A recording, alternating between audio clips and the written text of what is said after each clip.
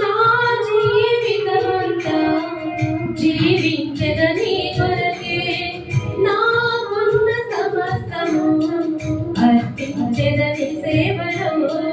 పిలచిన నిజ దేవుడా పిలచిన నిజ దేవుడా